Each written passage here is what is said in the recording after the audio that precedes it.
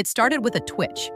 Not the type of twitch that makes you gasp, not the stabbing pain you'd associate with labor, or a miscarriage, or even something sinister.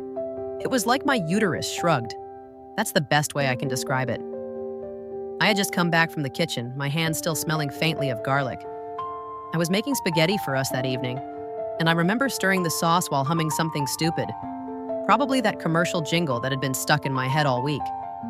The kind of peaceful monotony that tells you life is, at that moment, ordinary. I was 35 weeks pregnant. The baby had been quiet that afternoon. I told myself he was just sleeping. Still, I'd poked my belly 3 times and whispered, "Hey, are you okay in there?" He didn't respond. Then came that twitch. It was followed by a wave, not pain exactly, but an internal dropping sensation, like an elevator falling a floor too fast.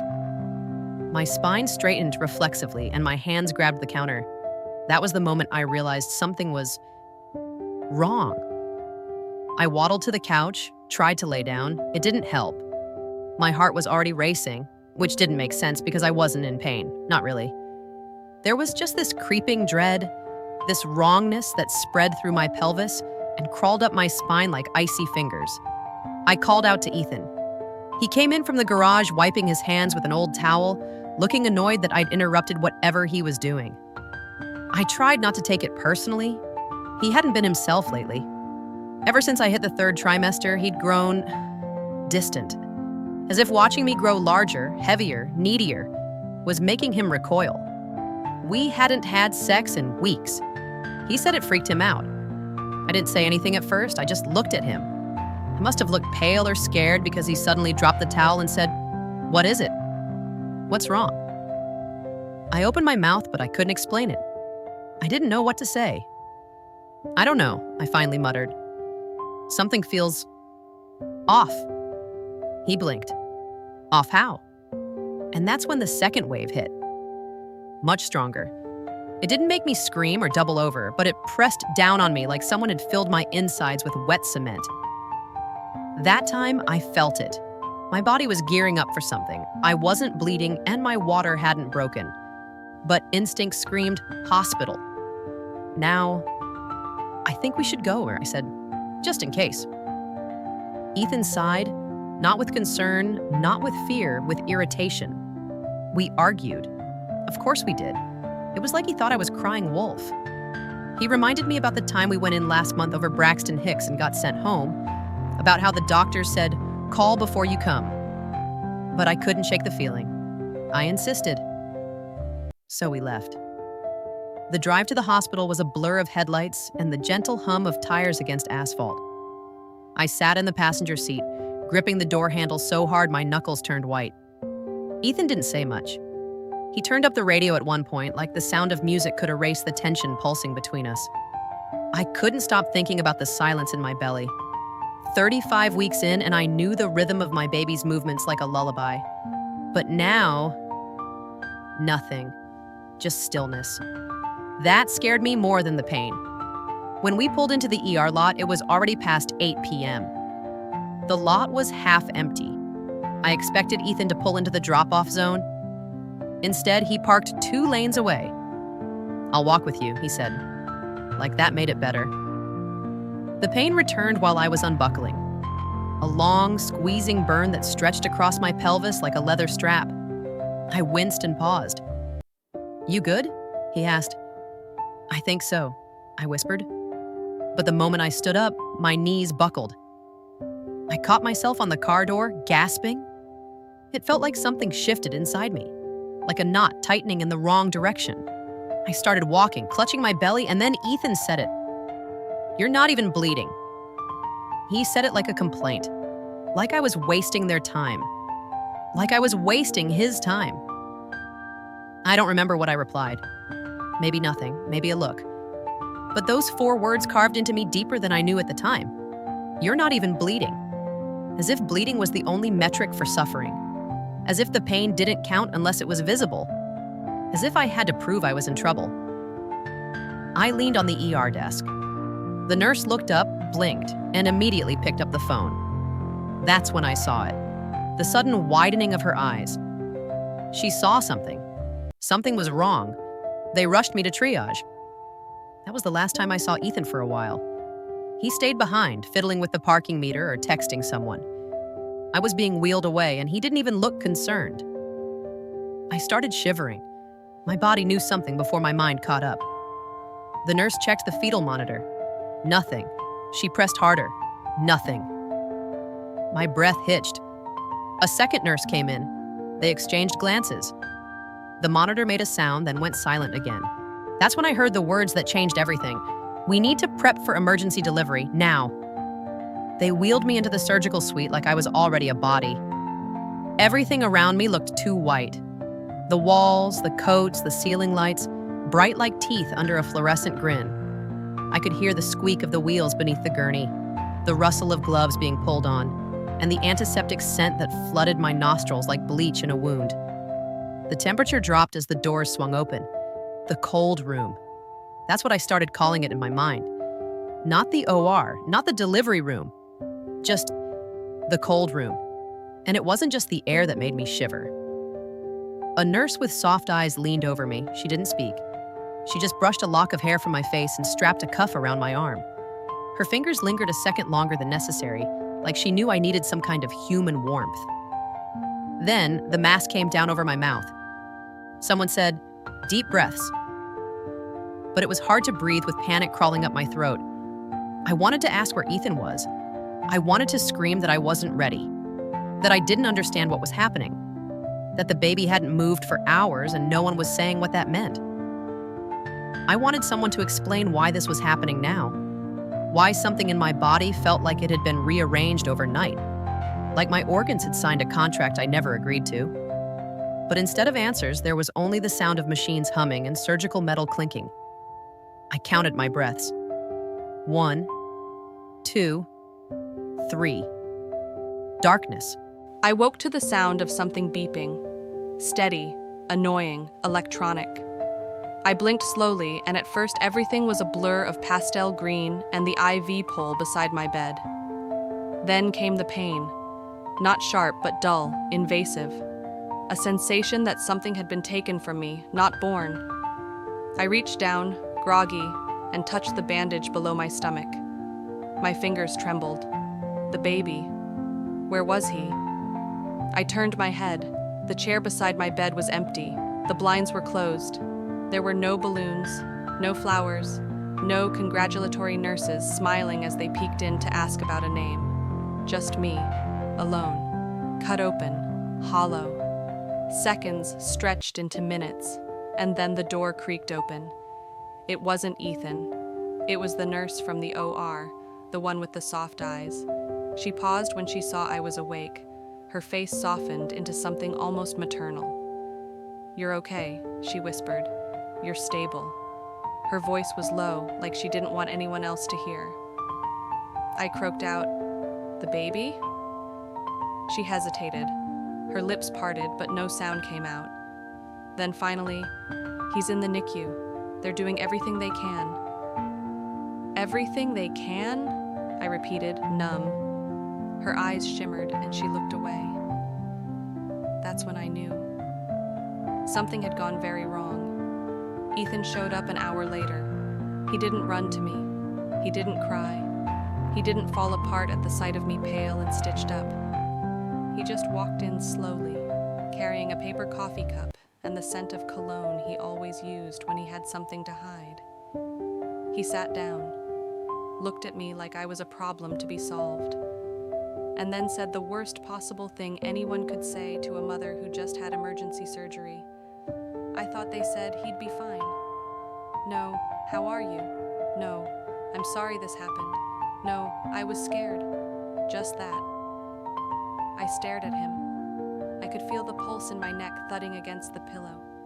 I wanted to scream, but I couldn't even cry. Not yet. "Did they tell you what happened?" I asked. He shrugged. "They said it was a placental abruption, or something. You lost blood internally. Baby wasn't getting oxygen." I blinked. "An abruption?" He nodded. "They said it could have killed you both." His tone didn't match the content. No fear, no relief. Just information relayed like a weather report. And and then he added, "But it's weird, right? You never even bled." There it was again, that obsession with blood, as if the lack of visible blood invalidated what had happened, as if internal damage didn't count. I wanted to tell him that not all wounds bleed. Some just seep, quietly, inside you, until you're drowning and no one even knows you're underwater. Later that night, when he'd gone to grab food and hadn't come back for 2 hours, I asked the nurse if I could see the baby. She hesitated, looked at my IV, then finally wheeled me through the silent corridors of the maternity ward. I passed rooms filled with soft cries and lullabies, walls painted with cartoon animals, and little cribs holding swaddled joy. When we reached the NICU, everything changed. The walls were gray, the lights were harsher, the air felt sterile and unforgiving. There he was, my son. Tiny, still, tubes curling around his nose like vines. A machine beeped steadily beside him, recording each fragile breath like a metronome counting down something I didn't want to name. I didn't cry. I just stared. And that's when I noticed something strange. One of the nurses nearby glanced at me, then looked down at her clipboard too quickly. Like she wasn't supposed to make eye contact, like I wasn't supposed to be there. I looked at the name tag on the crib. Baby boy, no name listed. I had filled out that paperwork weeks ago. I had registered the name. I remembered it clearly. So why wasn't it there? Why was nothing in this hospital behaving like I existed? Back in my room, I couldn't sleep. I kept replaying everything. The way Ethan acted, the surgeon's absence, the vague answers, the paperwork that seemed missing. And then it hit me. I had never signed a consent form for surgery, not one. I was unconscious when they cut me open. Standard in emergencies, I guessed. But why did it feel like someone had been waiting for this? Like the moment I became vulnerable, something else began. Something that didn't include me. I stared at the ceiling in that cold, sterile room and realized this wasn't just a medical emergency. It was the beginning of an erasure, and I was the one being erased. The next morning, I woke to a folded tray of cold, scrambled eggs and an untouched cup of tea beside my bed. Ethan was gone again. No note, no explanation. I stared at the wall for a long time. Everything felt foggy, like I was drifting between two worlds. The one where I had a child in the NICU and another where I wasn't sure I'd ever been pregnant at all. The nurse with soft eyes came in again. She asked how I was feeling, and I wanted to tell her I didn't know, that I wasn't even sure I existed in this space anymore, that I felt like I'd been ghosted by my own body. Instead, I asked the question I hadn't had the strength to ask the night before. Why wasn't my son's name on the crib? She blinked. Her lips tightened. You'll have to speak to the doctor about that. Which doctor? Pause. Dr. Holland is handling your case now. I don't know that name. She was assigned when Dr. Piers stepped away. Stepped away, I echoed. Just temporarily, the nurse said too quickly. She wouldn't meet my eyes. That was the first missing piece. When Dr. Holland finally arrived, she walked in like a woman checking items off a clipboard, not someone greeting a mother recovering from emergency surgery. She didn't smile. She didn't ask how I was holding up. She just stood at the foot of the bed and said, "We need to review your records and discuss your options." I didn't know what she meant by options. "Can I see my file?" I asked. She frowned. "You'll receive a summary at discharge." "No, I mean, the full report. I want to know what exactly happened." Another pause. Her pen tapped against her thigh. "That's not typical," she replied, "but I'll see what I can do." She left before I could ask about the baby, the second missing piece. Later that afternoon, while Ethan was still out, allegedly talking to HR about paternity leave, I tried to stand. It was agony, but I managed. I unplugged the IV, wrapped the cords around my wrist like a leash, and shuffled over to the cabinet near the sink. My discharge folder sat there, mostly empty except for a few pharmacy leaflets and a generic guide to postpartum recovery. but something caught my eye. A form, half-filled, tucked behind the others. I pulled it out. It was a surgical consent form. My name was at the top, my signature was at the bottom. Only, I didn't sign it. I couldn't have. I was unconscious when they wheeled me in. The handwriting wasn't mine, not even close. My chest tightened. At the bottom of the page, in small print, was a line that read, "Authorized by spouse in event of incapacitation." Below that, Ethan's name, his signature, his contact number. Suddenly, I remembered the way he'd hesitated when I'd said I didn't feel right, the way he told me I wasn't even bleeding, the fact that he'd insisted on driving instead of calling an ambulance, the parking space instead of the ER drop-off. All small things, at first. But now they formed a pattern, not just neglect, control. He'd made decisions on my behalf, life-altering ones, and never told me. I spent the next hours staring at that form. I wasn't angry yet, not even scared. I was hollow, like someone had drilled into my spine and scooped out my marrow. I kept asking myself, why? Why would he do this? I thought back to the early days of our pregnancy. He'd seemed happy, distant sometimes, but happy. He painted the nursery. He picked out names. He even cried when we first heard the heartbeat. So why now? Why erase me from my own story? That's when I remembered the folder in his office drawer, the one I'd stumbled on a few months ago, filled with insurance forms, printed emails, and something about emergency scenarios. At the time, I'd thought it was just Ethan being paranoid, preparing for worst-case situations. He always planned for disasters. But maybe he wasn't planning for if something went wrong. Maybe he was planning for when. That evening, Ethan finally returned. He looked tired, or pretended to. I couldn't tell anymore. He leaned against the window, sipping another coffee, watching the clouds outside as if they were more interesting than me. "I found the form," I said quietly. "What form?" "The surgical consent, the one you signed for me." He didn't flinch. "I had to," he said. "You were unconscious. You didn't call 911 when I collapsed." "You didn't collapse. You parked instead of pulling into the ER entrance." He sighed. "You're overreacting." "No," I whispered. "I'm finally reacting." Silence. Then he turned to me, expression unreadable. "You don't know what you're talking about." And he left. Just like that. Not a trace of guilt. Just a door clicking shut behind him.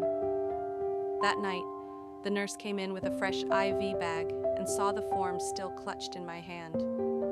She looked at me like she wanted to say something, but didn't. Instead, she pulled the curtain gently around my bed.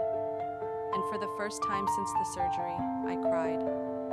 Not because of the pain, but because someone had stolen the truth. And they were walking around drinking coffee, pretending nothing happened. He didn't need to hide the blood. He just needed to hide the paper. And I let him. It was the third night when I tried to shower. I moved like a stranger in my own skin. Slow, cautious, uncertain where the edges of pain began and ended. The bathroom light was harsh, the mirror fogged, but what I saw underneath didn't require clarity. My body was no longer mine.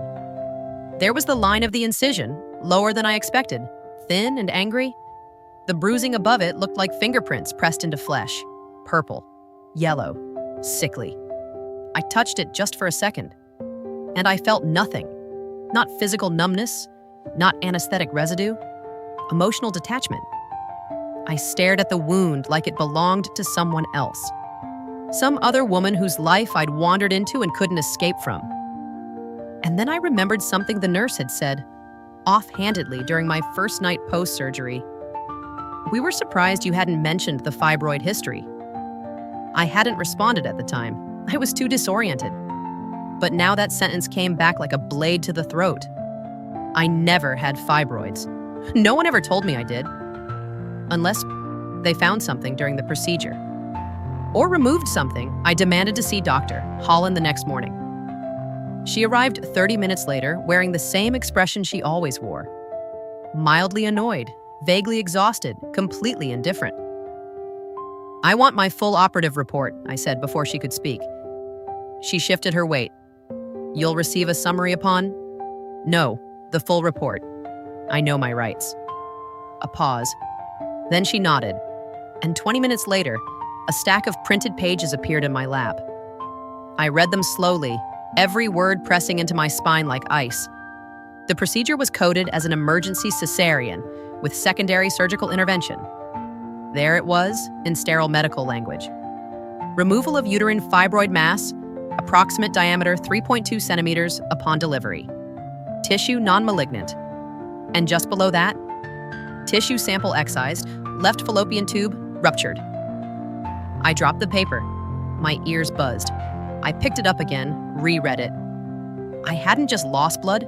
I hadn't just undergone an emergency C-section. They'd removed my fallopian tube. No one told me. No one asked. They took it, like a piece of trash swept off a table. And my husband had signed the papers. I confronted Ethan that evening. He came in with a sandwich, tossed it on the tray, and didn't even look at me. I handed him the report. "Did you know?" He didn't answer. "Did you know they were going to remove part of me?" He ran a hand through his hair. "It was a medical decision. I wasn't going to argue with a surgeon." "You didn't even ask?" His voice rose. "What did you expect me to do? Let them put you at risk? Let the baby die because you couldn't keep it together for 5 more weeks?" I blinked. There it was. The truth. I wasn't the patient. I wasn't the mother. I was the obstacle. "I didn't keep it together," I repeated softly. He sat down, sighed loudly like he was the one suffering.